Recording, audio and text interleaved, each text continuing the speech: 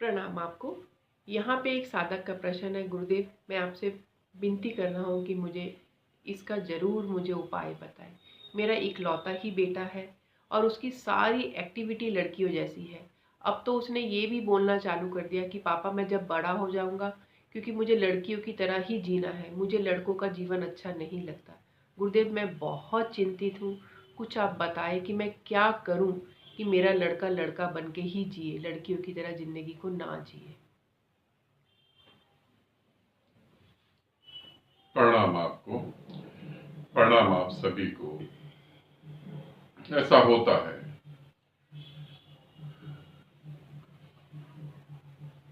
हमारे घर में किसी बच्चे का जन्म होता है और हार्मोन्स की वजह से,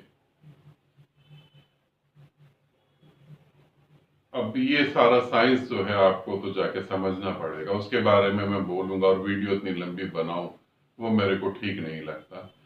मैं वैसे ही बता देता हूं आपको। कुछ हार्मोन्स की वजह से एक लड़का जो है लड़की जैसा व्यवहार करने लगता है और उसे इंटरनल फील होता है कि मैं लड़की हुई हूं, मैं लड़की हूं, मगर लड़के के शरीर में कैद हो गई।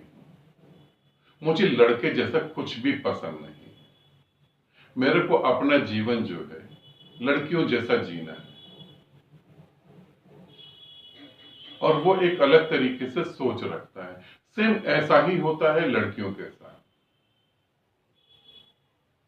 वो लड़के की तरह जीने की कोशिश करते हैं। ये सारा कुछ जो है हम कैसे ठीक कर सकते हैं?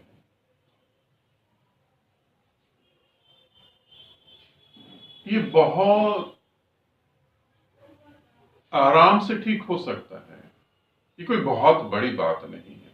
सिर्फ खेल केमिकल हार्मोन्स का ही तो है, और तो कुछ भी नहीं। विज्ञान कहता है कि हमारे दिमाग से ये केमिकल निकल रहा है इसलिए ऐसा हो रहा है, हमारे दिमाग से ये रसायन निकल रहा है इसीलिए ऐसा हो रहा है, हमारे हार्मोन्स ऐसे हो रहे हैं इसीलिए ऐसा हो रहा है। अध्यात्म कहता है दिमाग से हार्मोन्स निकल ही क्यों रहे हैं? विज्ञान कहता है निकल रहे हैं। वो कहता है क्यों निकल रहे हैं? क्यों का आंसर नहीं है। क्योंकि आंसर ही नहीं है। क्यों निकल रहे हैं? निकल तो रहे हैं तुम्हारे ब्रेन से ही ना। वो कहता है दवाइयां दे के हम इन्हें रोक सकते हैं। दवाइयां दे के रोक सकते हैं। दवाइयां दे के आप उसे दबा सकते हैं कुछ समय के लिए। दवाइयों से आप उसे दबा सकते हैं कुछ समय के लिए, परमानेंट तो नहीं बदल सकते।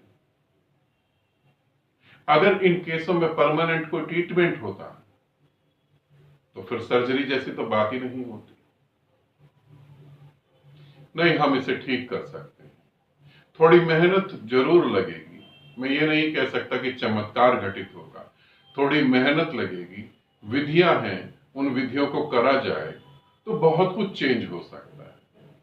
हम उस दिमाग से निकलते हुए केमिकल को रोक सकते हैं। जब एक ध्यानी